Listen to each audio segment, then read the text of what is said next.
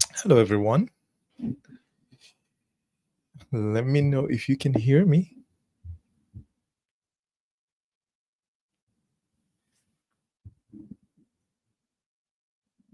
How are you all doing?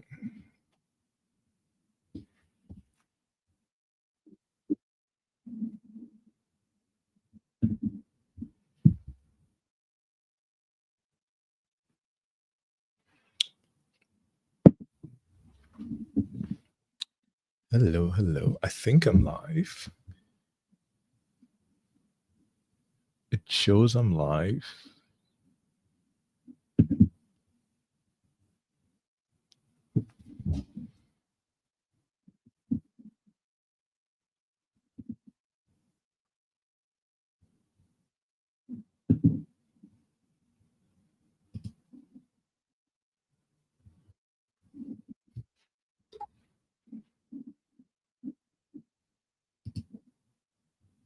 All right. While I'm waiting to hear from you, I will just pull up some questions. Hey, Prashant. How are you doing? All right. Great. I'm live. All right. Um, for those of you that are listening, if you can just say hello in the chat, where you're calling in from. I'm Mukhtar. I'm calling in from Toronto, Canada. Yeah, it is. It is pretty cold today. Coldish. No snow, but it's cold. Yeah. By the way, if you have any questions, just put them in the chat. If you want to say hello, where you're calling in from, you can put that in the chat. While you're doing that, I will pull up some questions that came in.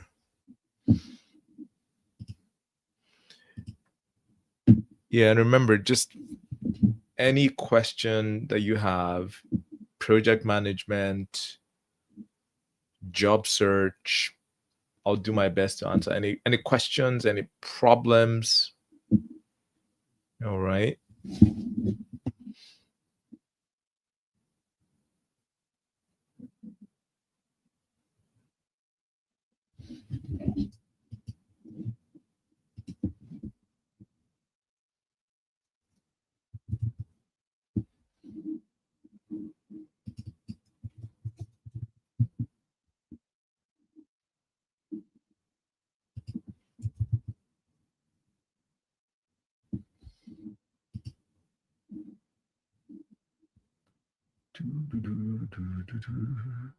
All right. So I've pulled up some questions that we got.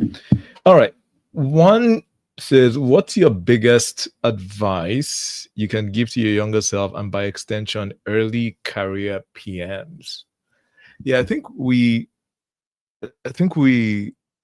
chatted about this a while ago. I would say number one, really get a mentor. Um yeah, I think for me that is the one thing that I would do differently, and I would get a mentor from the start, right? And it could be a group of, it doesn't have to be one mentor, it could be a group of mentors. And also get, find a community, like a group. I did a post recently where I said, for anything really worth achieving in life, you need a group and you need a guide. Um, Right. So I used to, if you didn't see the post, so I used to not like working out. Um, but I used to do it anyway, just because like I would feel terrible about myself. All right. Um, yeah, but one of my friends introduced me to this new gym, and there's like this different type of gym. Like you just go in there and you just do classes. It's not like your regular gym. Like you go in there, you're in and out in 45 minutes, right? And they have like different things that you do. Every day is different. Like it's always fresh. That's one of the things I like about the gym, because before, when I would go to the gym, it's just the same old thing, right? And I wouldn't look forward to the gym, you know. But I tried this gym, and right now I love going to the gym. I go to the gym like 5 times a week regularly, every morning. And I think that what has really changed is really two things. It's that there's a group, right? So it's 45 minutes, and there are other people in the class as well, and we're all doing the same thing, right? So if it's difficult to see other people sweating and we're being pushed to our limits, and it's easy for you to keep going when you see other people in the same boat, right? That have the same goal. And then on top of that, we now have like coaches, like personal trainers that are sort of making sure that we're doing things right, encouraging us. So, it's a group and a guide. So I think that is really important for anything, that you really want to accomplish. So including like, a PM career, if you want to have like a really successful PM career where you like just really accelerate your career, I think, you should get a group, and you should get a guide, right? So that would be my advice. All right. So, Robert, hey Robert, how are you doing? How to be smart doing job search? Any specific tips? That is a really so that it's a big question because there's so many aspects to the job search, right?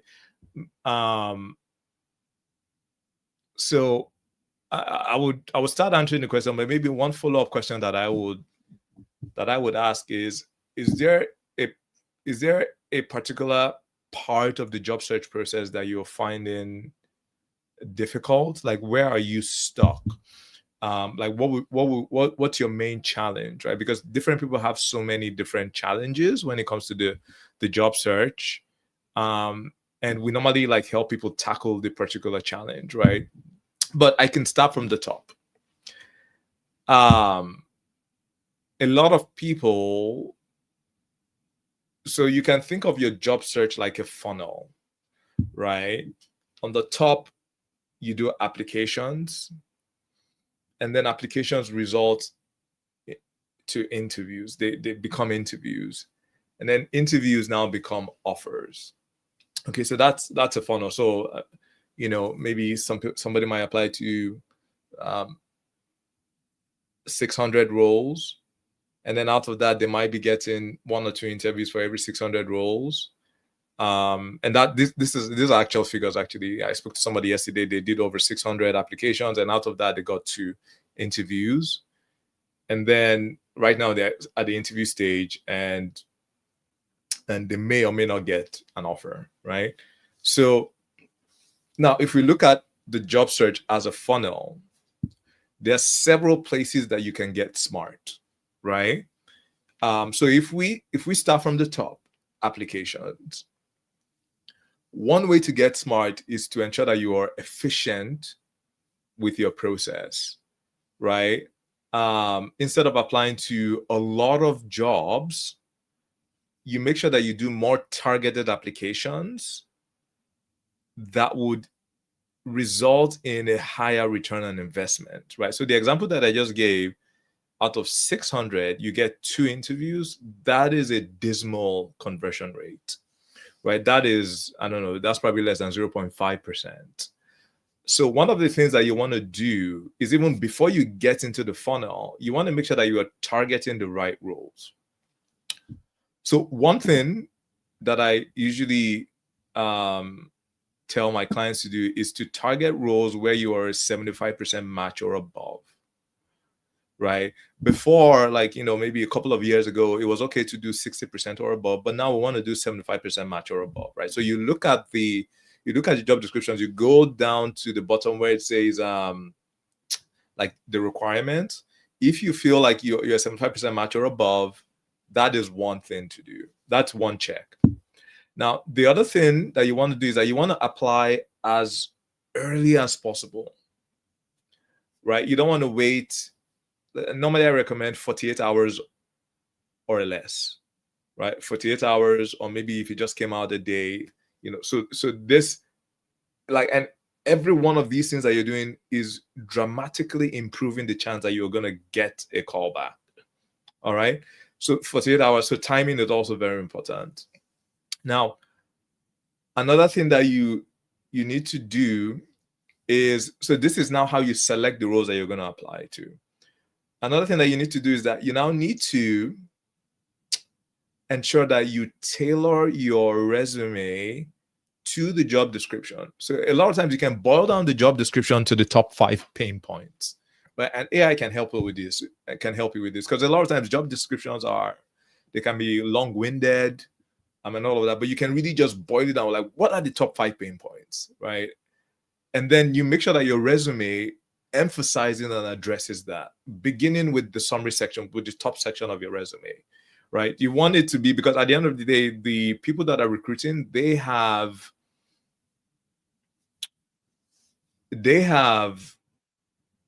things that they want, like they have problems, and this problem is real.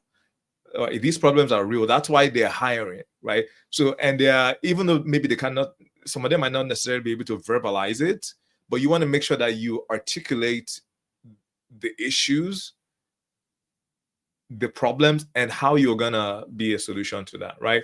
So one way to do this is to boil the job description down to the top 5 pain points and ensure that your resume addresses that.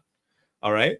So this is tailoring. And then when you apply, after you apply, you now want to make sure that you follow up with people on the inside, right? Because there's a good chance that they will be flooded with applications. You want to make sure that your application doesn't just get swallowed up in the avalanche, right? So what I usually coach my clients to do, what I usually coach my mentees to do, is to reach out to 3 people, at least 3 people on the inside: the recruiter, the hiring manager, somebody above the hiring manager, and the peer, right? So you apply, you tailor your resume, you reach out, you do outreach. And outreach is just like, okay, hey, I know you might be getting a lot of applications. I just wanted to also just send this right here and why I think I'm a good fit. If you think I'm a good fit, I will be happy to have a conversation. Otherwise, no worries at all. Just a nice email that doesn't put a lot of pressure on them. And then after that, a lot of times you wouldn't hear back on the first email. Sometimes you would hear back, but a lot of times you wouldn't hear back because, like, these people are busy. They have other priorities. Hiring is, they want to hire, but they also have meetings and everything, right? And then you send a follow-up after 3 business days. A lot of times when you do this, when you follow this entire process, like the selection, the timing, the tailoring, the outreach, and then the follow-up, what we are seeing is that this results in this will dramatically improve your conversion rate, right? Even in this market, what we are seeing is a 5 to 30% conversion rate, right? So, like the person that did 600 applications, if the person had followed this, they could expect to get what's 5% of 100? 5% of 100 is 5. So 5 times 6, between 30 to 30 times 5, between 30 to 130 times 5. Yeah, I think 30 to 150 interviews, right, from this. And also the thing about this is that you wouldn't need to do as many applications, right? So normally we say between 10 to 15 applications per week. All right. So this is one way to really get smarter and more efficient with applications at the top of the funnel, right? So then there's now at the bottom of the funnel. What do you do? So this is also, like, okay, you're getting interviews, but how do you ensure that you're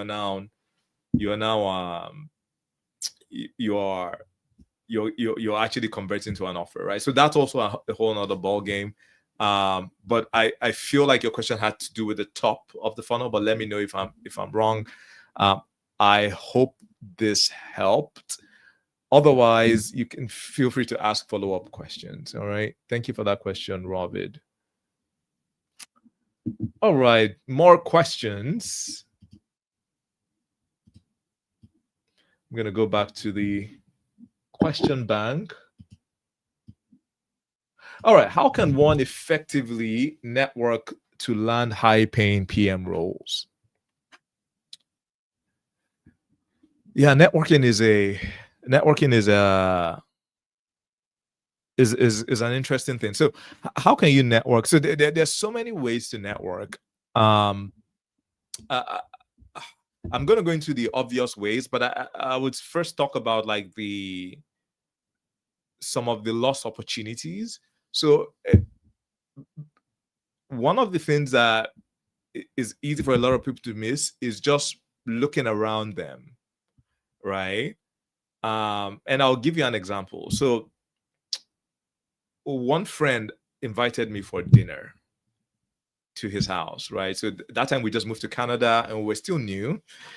And so they invited us to their house. It was me, my wife, and him and his wife, right? So we're having, I think we're about to have dinner, and then we're in the living room, and then I saw this cup, this mug, and this mug had the company that I had been like, I was really passionate about this company. I really like, this was my dream company. I'd been researching this company. I wanted to get it even before I moved to Canada. And I was like, oh my goodness. I mean, how did you get this mug? Do you know somebody there? And then I just led to this company. Oh, I know, so. Yeah, we're good friends. We used to do business together. And then I told him, hey, I've been trying to get into this company. And they said, okay, yeah, you know what? I'm going to introduce you to this person. I'm going to say Amber. I'm going to introduce you to Amber. So he introduced me to Amber. And then Amber, put me in touch with somebody in HR.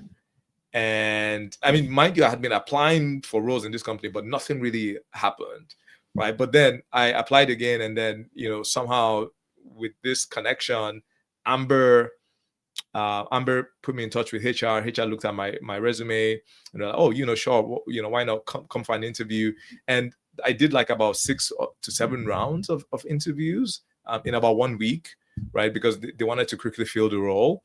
And yeah, so I made it all the way to the end, right? And this was just because of seeing that coffee mug, right? So a lot of things happen like this, like when you go to the gym, when you go to a place of worship, when you take a walk, like just playground. So there are lots of opportunities around you. So I would say I think a lot of people, when they think networking, they think, okay, I have to go to an event, I have to go to a business event, I have to yeah, but there are lots of opportunities around you in your day-to-day. Like that's even sometimes like on your phone itself.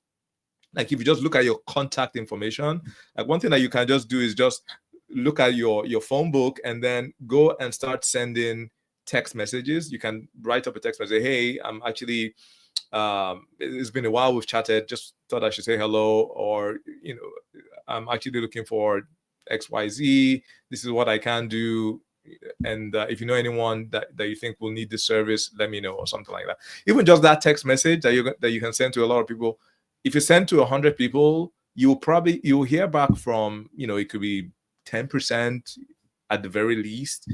And even if you don't hear back from people, at least you are now top of mind for many people. And a lot of people know people that know people, right? So a lot of times you're just 1 or 2 degrees removed from somebody who is a decision maker. So I would say that that's one thing that you can do.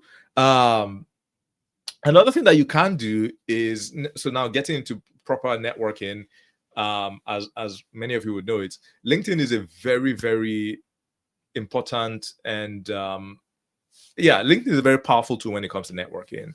So one thing is you can have a list of your top companies that you're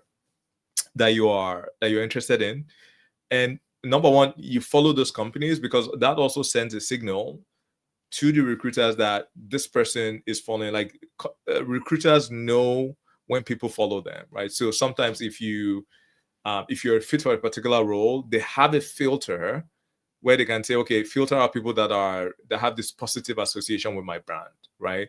So that's one thing that you can do. Another thing that you can do is you can start to engage with people in that company and just start to become more familiar, right? So in that company, you'll probably see people that engage regularly on LinkedIn. They post, it could be their leadership or somebody else, and you can just start to support them, comment on their posts, just become a familiar face, right? Just the more you support them in terms of commenting, the more familiar you will be, right? And then over time, if you ask for a 15-minute chat, it would not seem out of the blue, right? So you can that can be one way, to get in, and then that a lot of times all you need is just that 15. Like after you've sort of supported them, and then you have that 15-minute chat, like that person, there's a good chance that person will become an advocate for you. So if any role opens up in the future, you have that person. And another thing that you can do is to also just look at people that went to the same school with you in your top 10 to 15 companies. You can just start reaching out. Another thing is maybe you can also look at people from the same ethnicity or the same background, maybe even the same hometown, as you, or even from people that worked in the same company that you worked at before, right? So you can see those people in your top 10 companies that you're targeting, right? And then you can just start sending messages, and not everybody would respond, but all you need is just one yes per company, right? In your top 10 companies, if you have at least one advocate, you're good, right? So whenever a job comes out, you can ask that person, and that person will maybe give you the scoop on the inside on how to approach that role. All right. Yeah. 6 degrees of separation. That's correct. Yeah. Yeah. And a lot of times it's not even up to 6 degrees, right? Especially because, if you're in a particular industry, it can be a really small world. What are some unwritten rules when it comes to building a PM career? That is a good question. What are some unwritten rules when it comes to building a PM career? So I already talked about, finding a mentor, finding a group. One thing that has really accelerated my career has been building a personal brand, right? And I know sometimes when people hear this, they're just like, oh my goodness, I don't want to be an influencer, or like I don't want to be posting on LinkedIn, right? But really, I want you to think of it as just building your credibility and building your reputation. And I'll give you some examples. Like I have so many examples, but one time I went for an interview at this top company. And when I went into the interview, I mean, you get nervous before I prepared and everything. And then this person was like, hey, before we get started, I just want to say, I really love your content. I'm a huge fan. So for the purpose of this interview, I'm just going to observe. I'm just going to shut my mouth, and I will let my colleague actually conduct the interview. Right. So you can imagine, like, just going into the interview with that dynamic, like it can just help ease things. Now, I'm not saying that would happen for you, but one of the things that's such a huge missed opportunity is that, like, your LinkedIn, what you put, this is a way to just really show people that you know your stuff. A lot of times when companies are making a hiring decision, it's a bit of a gamble. That's why you have the probation period, right? Because, okay, this person, the resume looks good, they spoke a good game in the interview. all right, let's test this person to see, whether this, or they would actually, even before that, they will collect references, do background checks. Like all of this is just to make sure that, we are making the right decision, right?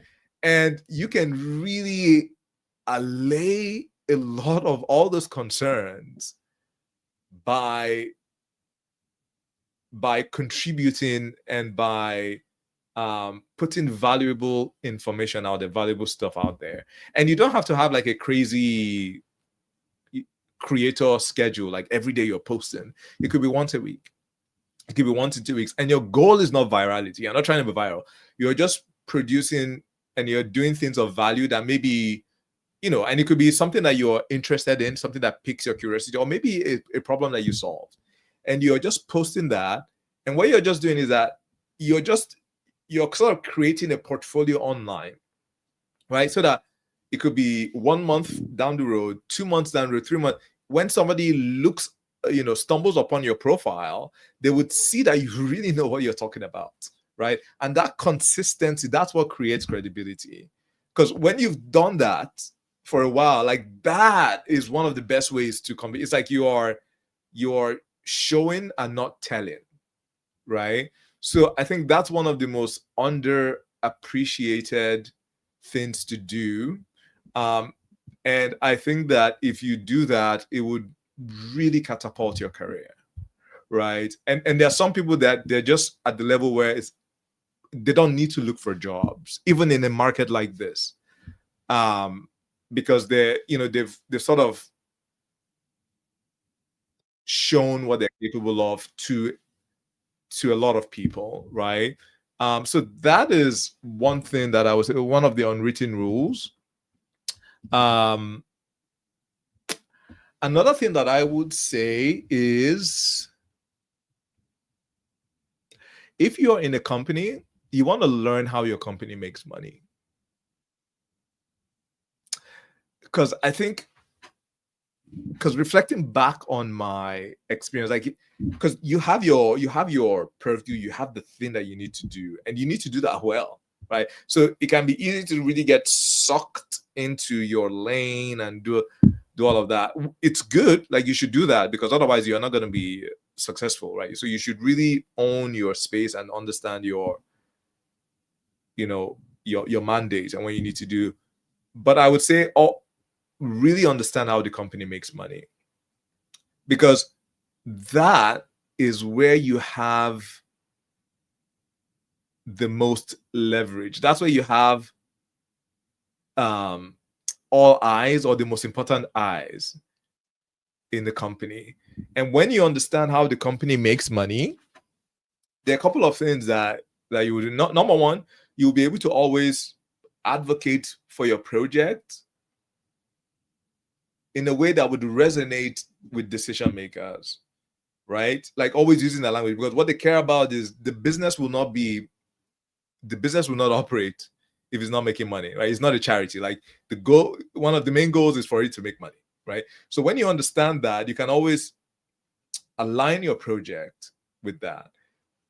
If there are things that are happening with your project, and you see that it's jeopardizing things, you can usually make your arguments in light of how the company makes money, right? Because at the end of the day, nobody wants to jeopardize that, right?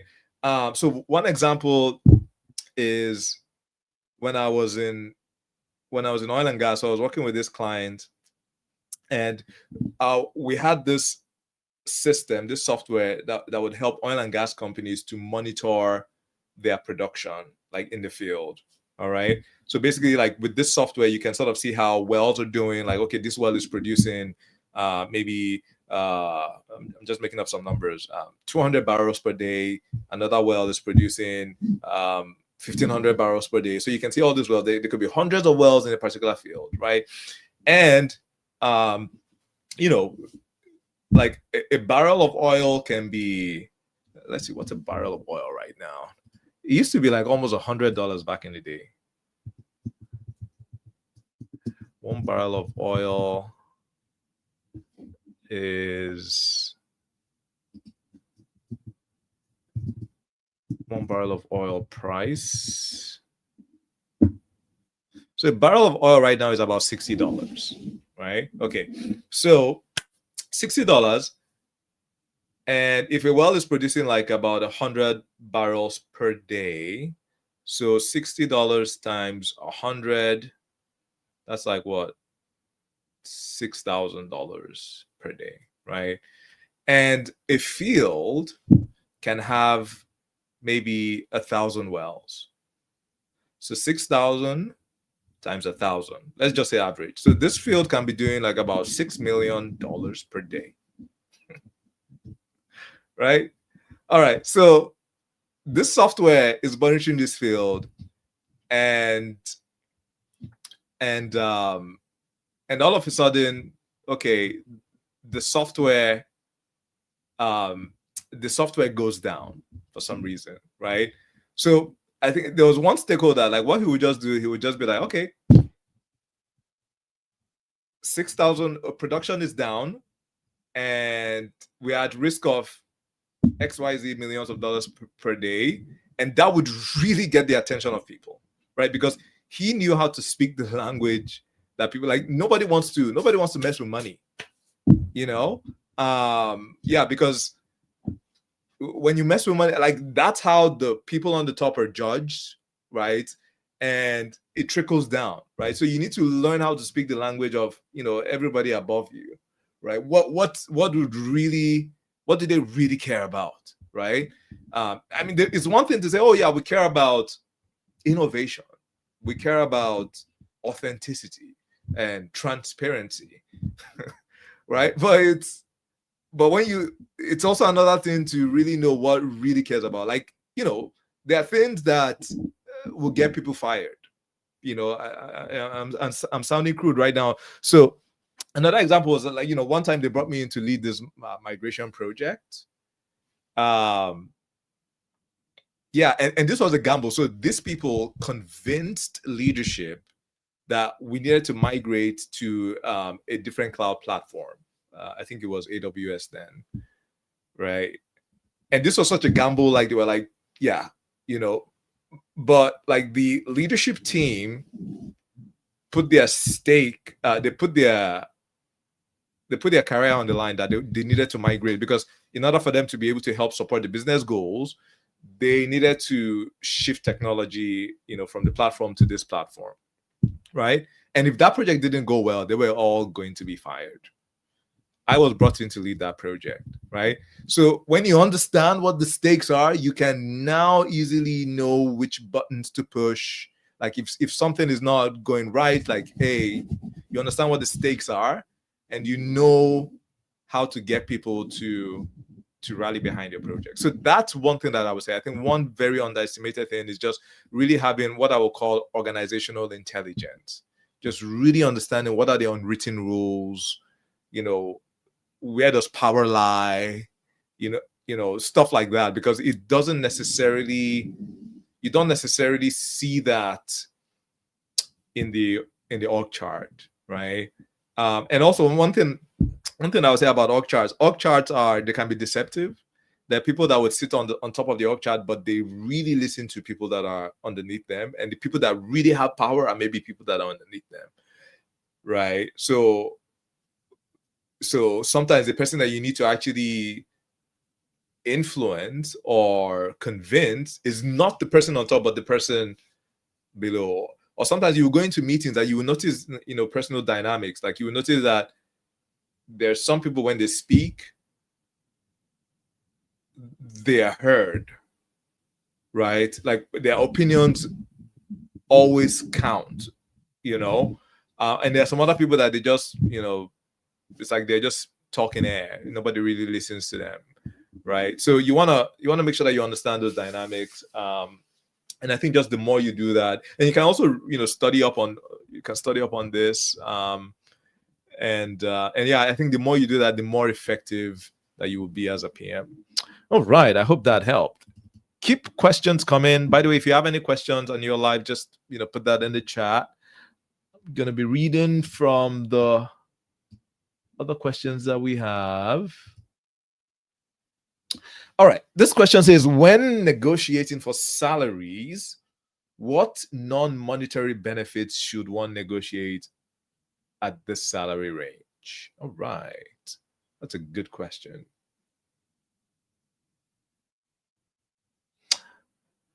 So now negotiations can be complex. And there's so many, like you can negotiate up to 50 things, if not more than 50 things, other than the base. So normally what I like to do is that I like to normally start with the base, right? Because like I think that's one of the biggest things to move in the salary. Like that's like cash coming to you, right? So you want to, I normally start with that, and I normally prioritize that, right? And you know, I've been helping people negotiate for some time now, and it's pretty easy to get an additional, like, yeah, it's pretty easy to get an additional $10,000 to $15,000 if you know how to ask, right? Or if you know how to position the negotiation. What was the question again? Oh yeah. So what are the non-monetary things to negotiate? So yeah, let's start. You can negotiate your performance bonus. You can negotiate stocks. You can negotiate a sign-in bonus. You can negotiate a relocation bonus. You can negotiate PTOs. You can negotiate parking. You can negotiate severance. I did this for one person where we negotiated coming into the role. We negotiated a 3-month, yeah, if I recall this correctly, it was a 3-month package. No, sorry, a 3-month severance package going in. So if in under a year, if anything happened that the person was let go of, the company owed him a 3-month salary if they let him go right off the bat. And then from then on, for every additional year he stayed in the company, he will get an additional month, right? So in year one, if they let him go, God forbid, he gets a 3-month salary. If it happens in year two, he gets 4-month salary. If it happens in year three, he gets 5-month salary, right? And this was negotiated going in right from the very get-go, right? So you can be very creative with negotiations, but negotiations can be tricky. So you need to know how to negotiate, how to ask.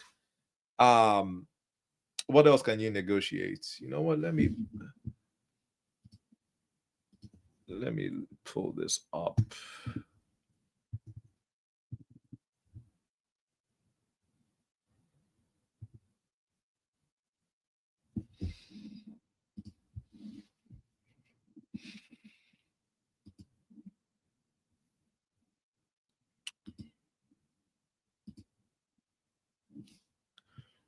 All right. Yeah. So talked about signing bonus, performance bonus, stocks. Oh yeah, parental leave as well. Learning and development. Yeah. So this is also an easy one as well, and a lot of people miss this. Learning and development. You can say, okay, yeah, I really want to make sure that I'm in tip-top shape. I am on the cutting edge of my field. So, how about like a $2,500 learning and development stipend for the year or something. Like with that, you can pay for conferences. You can maybe even be able to cover your flight, or $5,000 or something, right? So there's that. There is also you can also negotiate. You can also negotiate like flexible work time, right? Maybe having 4 days a week. Because I know somebody who actually negotiated that every other Friday they will be off, right? So you can negotiate that. You can also negotiate titles, right? Maybe sometimes you might have tried everything else and maybe they didn't move. One of the things that you can do is to try and negotiate to have like a senior title, and that is setting you up for your next role. So instead of project manager, senior program manager, right? And then the market now sees you very differently, because a lot of times when recruiters will reach out to you, they will reach out to you for the role that you're in right now, right? So that is already positioning you to now start earning at a higher level, right? So I know some people say, oh yeah, titles don't matter. Yeah. A lot of people that say titles don't matter have nice titles. So titles do matter. It's not everything, but it does matter. You can also negotiate promotion timelines, right? So maybe you feel like you can really, like, you're coming in at a level lower than you should be. You can say, okay, you know what? In 6 months' time, I would like to be considered for a promotion at the next level, because I do believe strongly that I will be able to over deliver in this current role, right?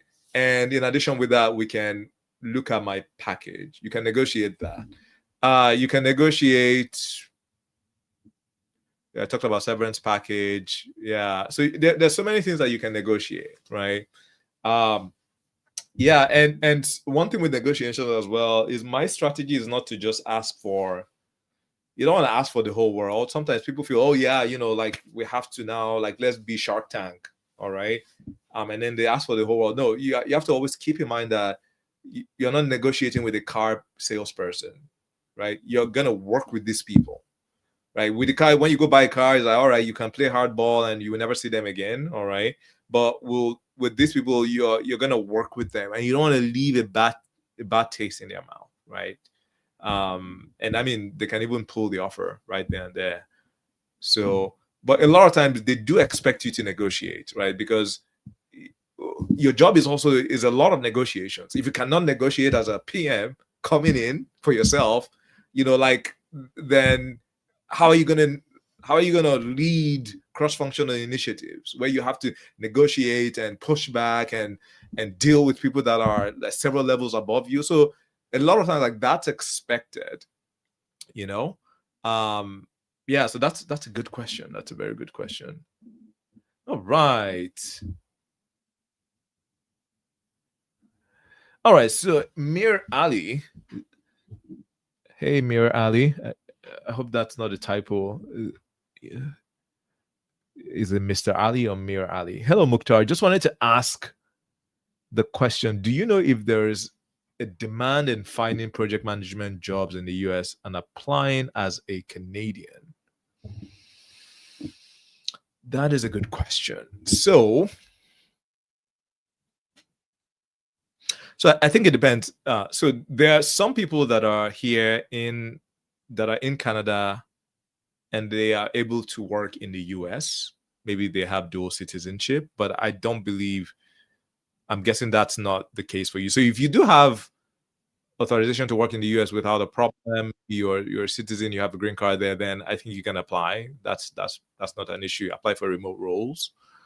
Now, another way that people work for US companies is that they do that as contractors here in Canada.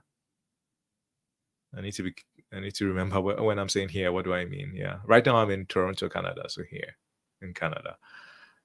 So yeah, that's one thing they do. Like they have their company here in Canada. Some people even have their company in the US as well. Like Canadians that would have their company in the US and then they do business. So these are some options, right? But if it comes to you being hired as an employee, what I tend to see happen is that the US companies have a Canadian presence here. It could be a legal entity or what have you, and then you will be employed there. Now, another thing I've also seen this happen as well is, whereby you actually apply for a job and you get the job, right? You're in Canada, you get the job in the US, and then you go to the border, and then you get your TN visa, and with the TN visa, you're allowed to work in the US, right? Right, and I think it's 2 or 3 years, and yeah, you can pretty much work in the US, but that is for Canadian citizens, right? So these are some options, and I think that also if you have niche areas where you feel like, okay, maybe because like if it's just general project management, I'm sure there are lots of people in the US that are on the market looking. But yeah, if it's like a niche area, maybe cybersecurity, AI, maybe service now, like just some niche areas where it's like, okay, they can't find enough people, and you are impressive, then yeah, you can definitely look for some of those opportunities. All right. Thanks for the question, Mir Ali or Mr. Ali.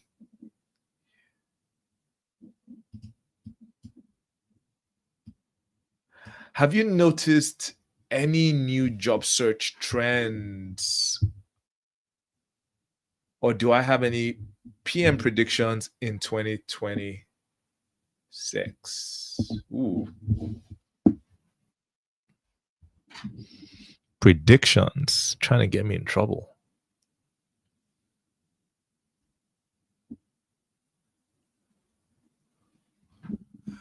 Okay, so one trend that I think we're all seeing right now is the layoffs, right? And some people are saying that we might be in an AI bubble, right? We have all these investments being poured into the AI space, but how much money are these companies making? And if you look at the stock market is really being held up by these AI companies, right? So a lot of people that are well versed in this area are saying that we are in a bubble. And I heard something like Warren Buffett has cashed in, he sold his stocks. So I don't know. Maybe the bubble is about to burst, maybe not. Yeah, so I mean I don't know what's gonna happen there. Also, we're seeing lots of layoffs. Some people are attributing it to AI. Maybe AI is gaining efficiency, and then people are laying off. I don't know if that's true. Yeah. So like Amazon, they said 30,000. They're gonna lay off 30,000. UPS was 40,000. Verizon is gonna lay off like tens of thousands, or they've already done that. So we're seeing this, right? So I think this is a trend that is worrying. Yeah,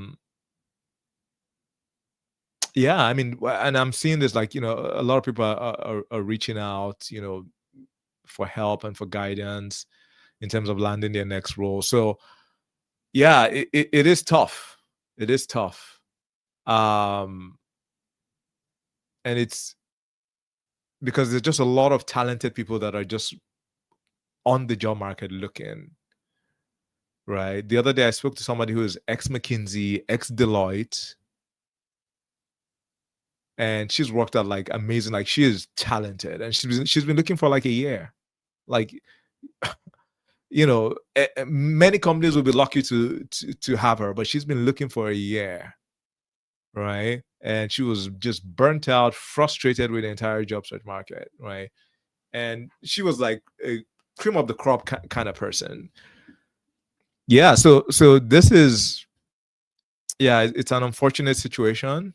But I would say that despite all this that's going on, there's still opportunities out there. Like companies are still they're still hiring. The competition is fierce, but there are still opportunities out there, and there are also pockets within the economy that they're actually experiencing the reverse of a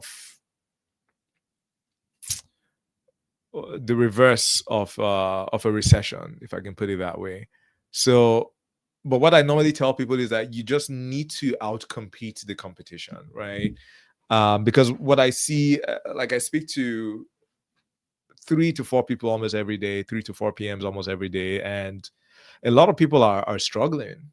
You know, a lot of people are doing things. You know, a lot of people are doing things that they were doing, you know, maybe 2, 3 years ago. They don't work. Many of those things don't work anymore, right? So what you have to do is you have to outcompete the competition. You have to be smarter with your job search. Taking it back to what we started with, you have to be smarter with your job search. You have to be focused. You have to be creative. You have to do things that other people wouldn't normally do. Yeah, and you have to have a system, and you have to be consistent. And also, I think one other thing that is quite common is just managing your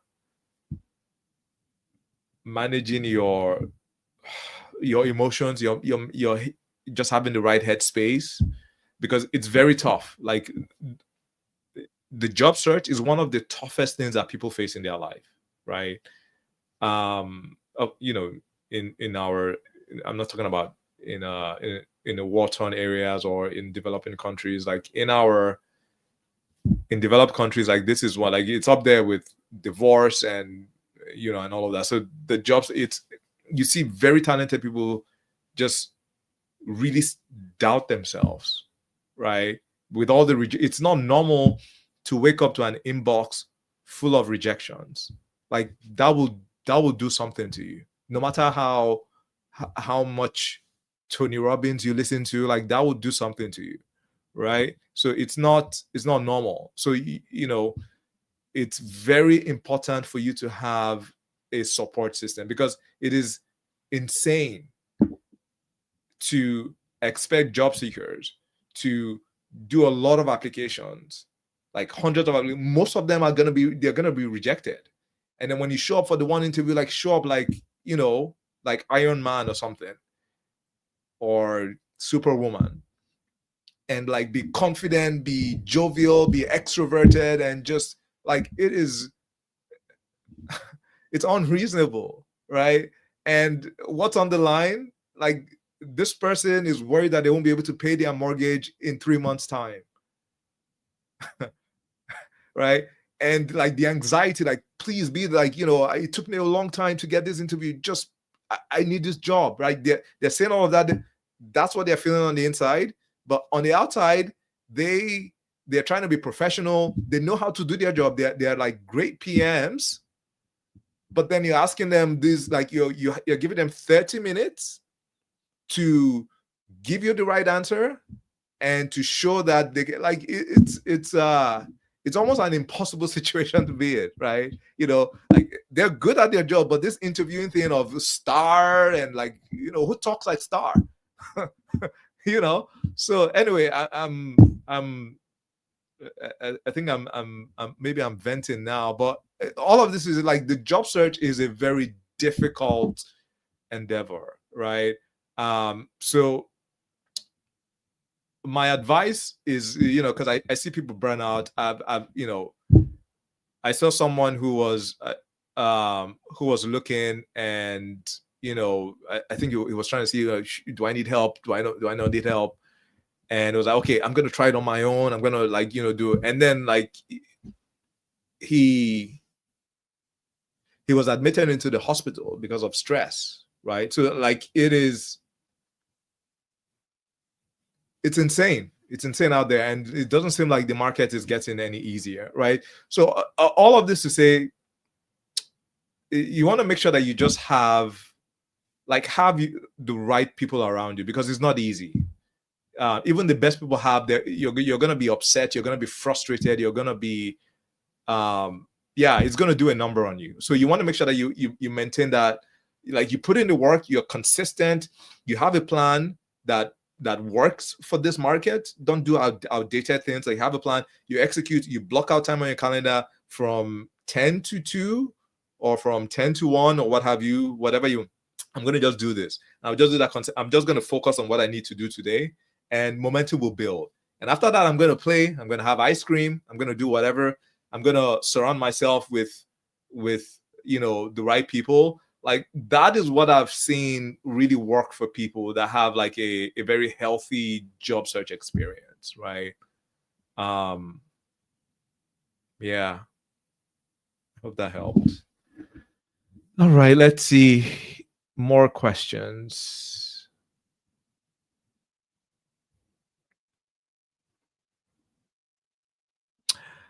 uh Prashant says, how's the tech PM job market now in the GTA for Canada? So i think I think the GTA is one of the most promising areas for jobs. um so I would say, out of so when it comes to US seems to have more jobs than Canada. I mean, it makes more sense, the population and all that. But even like, I think if you factor in the, if you, what's the word now? If you account for the population difference, I think the US is having more activity. Um, that's what I've seemed to notice, but I could be wrong. But yeah, but the GTA, out of all of Canada, the GTA is the best place to be when it comes to looking for jobs. So even tech jobs, I think the GTA is the best, right? All right.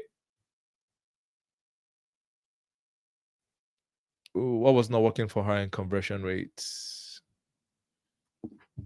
Ooh, I don't remember now, Prashant. What was not working for her in conversion rates?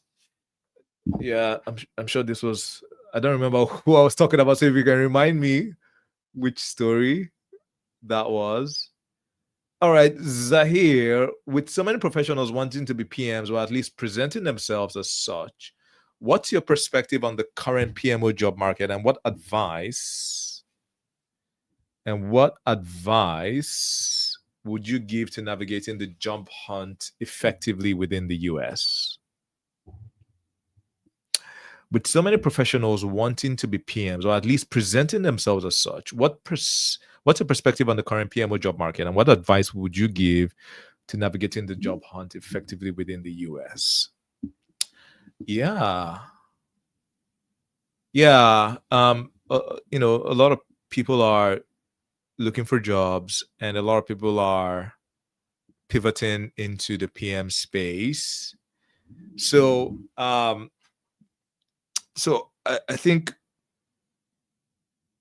I usually like to be data driven with my job search. So the one thing that I would say is, where are you having issues? Like, let's try to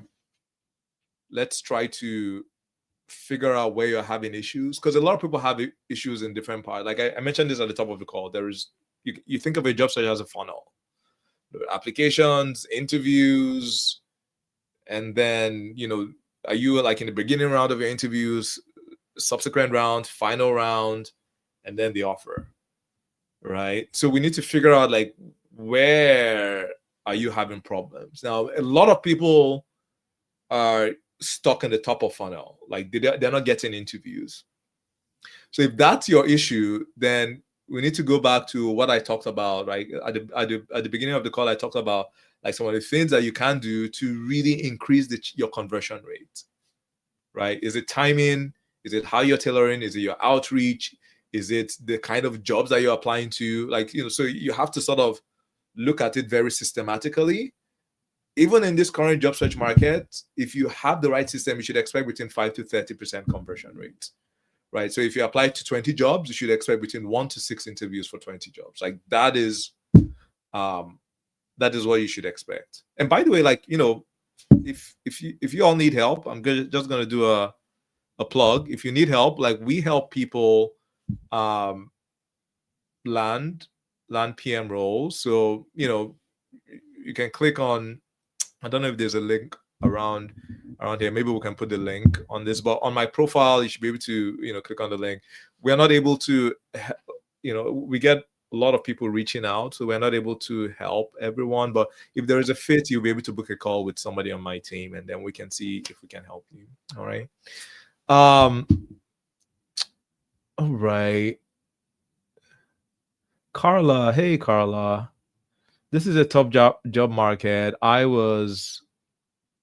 at $75 an hour, and I accepted a 3-month contract for $40 an hour. There's so many scammers out there and fake job. It's so depressing. I 100% agree with you. It's this is also, this is also another thing now. Like before, before the job search market was tough, but now you have scammers that are looking to, I don't know, they're like trying to get people's information. Like it's just really terrible, you know? Like people are, and this is when people are vulnerable. Like people, I just want a job. I'm applying. And now you are taking advantage of that. So it's really horrible. Yeah, I would say that, just try to use a very discerning eye. Like when you see an application, if it looks fishy, like you see, do they have a LinkedIn presence? Because we've seen this. Like you check on LinkedIn, there's no presence, or if you look at them, there's like a few people. Like there was this one that I saw, and when you go on their company website, it just looked very off. I think the same person was the dentist, the same person was the HR, and then if you go on LinkedIn, it's like different people. Like when things like that look fishy, you just you just need to stay clear. Yeah, yesterday was awful. I had 40 rejections in my email. Yeah, sorry about that. It is really terrible. Yeah, rejections are never easy. Like every rejection, it can be like it's like a paper cut. It's like, yeah, I mean, you can start and then just unfortunately or thank you very much. Whenever they are thanking you. I know this is terrible humor, but whenever they're thanking you, like bad news is about to follow, right? So, yeah, don't thank me. Just give me a job. But yeah, I'm with you, Carla. All you need is one yes. Don't give up. One yes. That's all it takes. There will be many rejections. You get more rejections than yeses, but all you need is one yes. And once you get that, you forget all the no's. Yeah, job hunting job hunting can feel like a marathon, not a sprint. 100% I agree with you. Some days bring momentum, others feel slower, but every step forward matters. I remind myself that this process isn't just about landing role, it's about finding the right fit where skills, values, and future goals align. Each application, each conversation, and each interview is progress. For anyone else navigating the search, stay patient, celebrate small wins, and trust that preparation and persistence will connect you with the right one. Yeah, 100% are here. Wise words. One thing that I heard recently from someone, and she was like, I can walk to Florida. I was like, what do you mean you can walk to Florida? Like, I can walk to Florida, and she's like in Sarnia. For those of you that don't know where Sarnia is, near Detroit. Right? Yeah, so it's at the border there. Sarnia, Canada, yeah, Detroit. Like, what do you mean you can? Like, that's like, just like, yeah. I mean, if I just dedicate 15 minutes every day to walking, I would eventually get to Florida. So day one, I'm 15 minutes closer to Florida. Day two, I will be 30 minutes closer to Florida. Day three, I'll be 45 minutes closer to Florida. Day four, I'll be 1 hour, 60 minutes closer to Florida. And if you think about it like that, like eventually you will get there, right? But we just need to be consistent, right? But if you like focus on, oh my goodness, Florida, it's just going to seem insurmountable. But if it's like, I'm just going to do what I need to do today, like I'm going to get, right? In 1 week, you'll be like 3 hours closer to Florida. And that's, and when we, to your point of celebrating progress, like all of that is progress. But we just need to do what we can in a particular time, and then we call it a day so we don't burn out. Yeah, and I thought that was a really cool analogy. During applications for job, hey Srikana, during applications for job, how can I present my work or achievement as unique or different from others? Can you please suggest a couple of examples? Thank you. All right. So yeah, this question has so many angles. Now, when you say present, so there are different ways to present yourself. There is the resume, there is your project portfolio, there is LinkedIn, there is in your interviews, right? So there are different ways. So maybe I can take one, which is a common one, which is the resume. Now, one thing that I normally advise is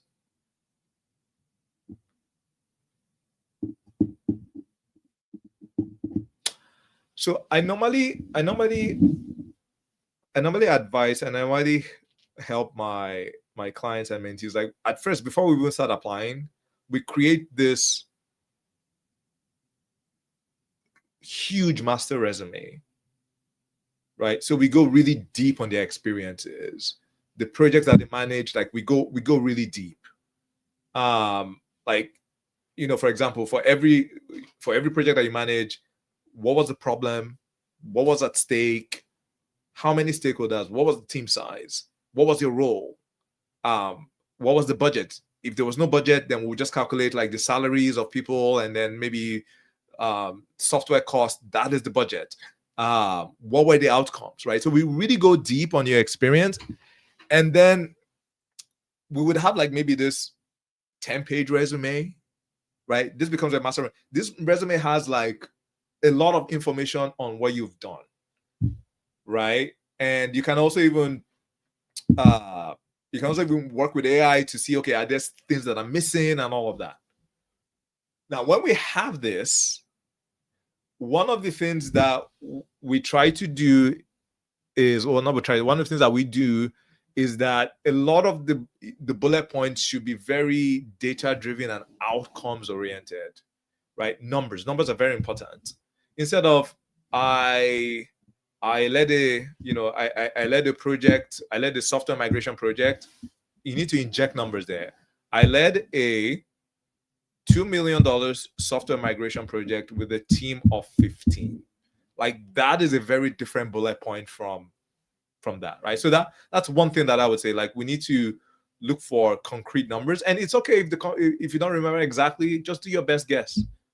Do your best guess, as long as you're not lying or making stuff up. Your best guess, that's enough, and you just own that in the interview. Yeah, so making sure that the bullets are very, very outcomes focused, numbers, and not numbers for the sake of numbers. I don't like I achieved 100% communication on my, no, like a lot of people say 100% stakeholder satisfaction, or boosted efficiency by 2% or 30%. Like a lot of that is ChatGPT, right? So not like that, right? Because a lot of times when it's like, oh, boosted efficiency, like in my mind, you have to show me the context in parentheses, from what to what. When you boosted efficiency, what was it before and what is it now, and what did you boost efficiency in, right? So we don't want to hide behind percentages, right? So yeah, having like credible percentages, credible numbers, and then having like a master resume that would really go deep and cover a lot of your experience. When you now have that, when you now apply to a job, you tailor your master resume to the particular job description, right? So we want to submit a resume that's 2 pages long.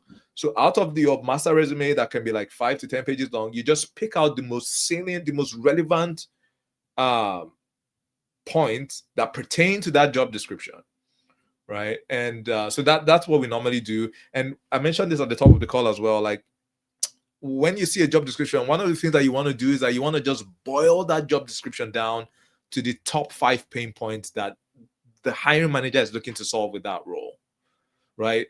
Every job description can be boiled down to the top 5 pain points. When you get that, make sure your resume addresses the top 5 pain points: project management, stakeholder management,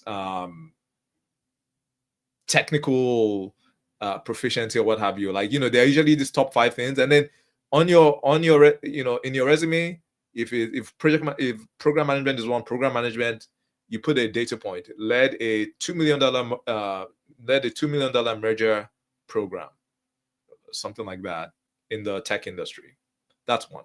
Stakeholder management: led a project with over 200 stakeholders across Asia, Americas, and Europe. That's another one, right? So you're not just saying fluff, you're providing evidence to how you have addressed their top 5 pain points in the past. All right. I hope that helps. All right.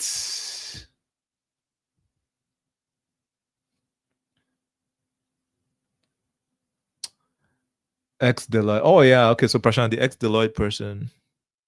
Yeah. So I actually, so this was just somebody that I talked to. They were trying to see. It's not somebody that I worked with. I think she was trying to see um she was trying to see if I could help her. So we didn't really get to work together. So I wasn't able to really delve deeply into her situation. But yeah, but definitely she was doing a lot of applications, and she was actually getting interviews. Yeah, funny enough. Yeah, she was getting interviews, but she was never like, she would get interviews. So now I don't quite know if she was efficient, because some people, like, they apply to a lot and then they also get a good number of interviews, but they can be more efficient there. Their conversion rate is, it might be lower than 5%, right? But she was getting interviews. I'm not sure what her conversion rate was, but she wasn't making it all the way to the end, right? So there was a problem somewhere there, right? When it could be how are you positioning yourself in interviews, and for that, like, normally what I would do is that I would want to do a mock interview with you first to see how you interview, and then I'll start to give feedback. Because also one of the things about interviewing is that you don't get feedback from companies, right? A lot of time, oh, we just went with another candidate, but they invited you to the, or oh, we just went with somebody with a better experience or with a more relevant industry experience. But you saw that in my resume. Like, why did you waste my time? Why did you waste my time and take me all and say, oh yeah, we find, like, I didn't lie on my resume. Why so they saw something in you, like they were hoping that you were the one. That's why you got invited to the interview. But then somewhere along the line, you weren't able to convince them, or yeah, so something happened that, so what I do is that normally I would just interview you and then, like, assess and let you know, okay, this is what I think you're doing well, this is what I think you can do better. All right. Man, time has flown. My goodness. 2 more minutes.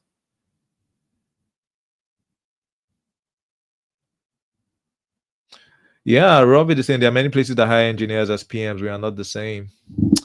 Yeah. I was an engineer that became a PM. So I don't know. Should I apologize? I'm sorry, Robbie. But in all fairness, like, a lot of us, we started out as something else and then we became PMs. Right. But yeah, there are levels to this game, right? To this, yeah, like, yeah, you plan a vacation, yeah, that's project management. You what you call it, you organize a yard sale, yeah, that's project management. But there are levels, right? There is leading an like a migration project. Um there is leading a merger and acquisition project. Like, there are different levels to this, right? So I think, one of the things that you can do is being able to really showcase the depth and range of your project management expertise. Because, like, this craft, there are levels. Like, you can get all the way to mastery. Even when you're at mastery, like, it doesn't stop there. So I think maybe that's one way that you can really use to separate yourself from people that are pivoting. And another thing as well is that we do this with our clients, is create a project portfolio. Like, photographers have portfolios, designers have portfolios. Why not project managers? Pick the top 3 projects that you managed, put them in a nice visually representative, in a nice visual format, and put that on the featured section of your LinkedIn profile, so that when people come on your this thing, like your profile is already doing a lot of the convincing before they even speak to you, right? They look at your PDF, they browse, okay, project 1, what was the stakes, like, what was the role, what was the budget, the team size, everything, what were you able to achieve, and then you move on to the next. Like, after people have done all of that, before they even speak to you, they're already convinced that you're a really solid PM. All right. All right. We're already over time, but let me just quickly run through. Why is it difficult for firms? This is from Mohammed. Why is it difficult for firms abroad to sponsor relocation of a candidate that qualifies for an advertised job? Well, so I think it depends. I'm assuming you're talking about the US.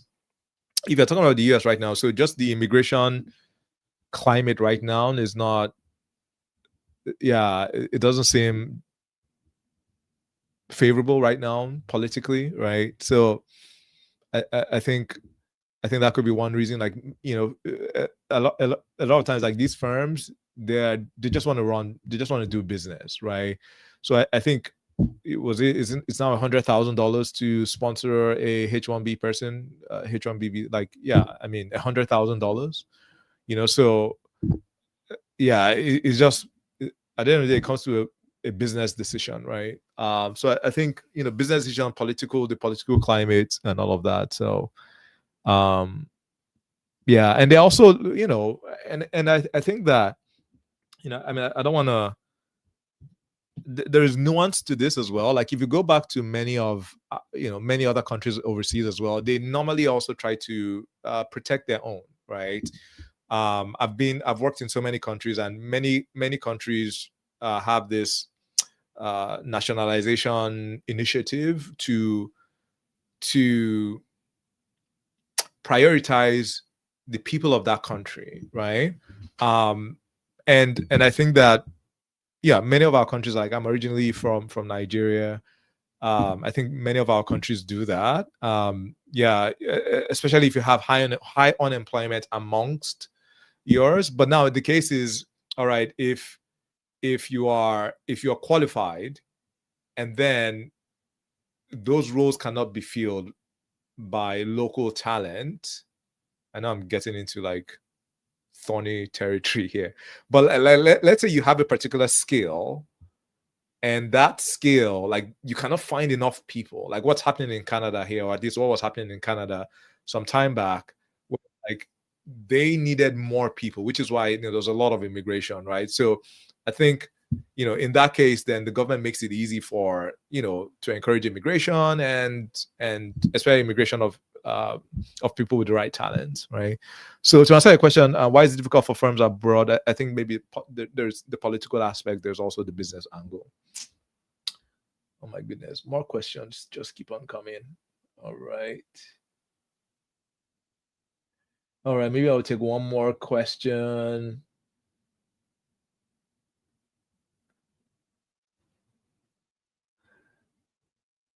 All right. Okay, I think we're done with all the questions. Yeah, no, thank you all. Thank you for attending.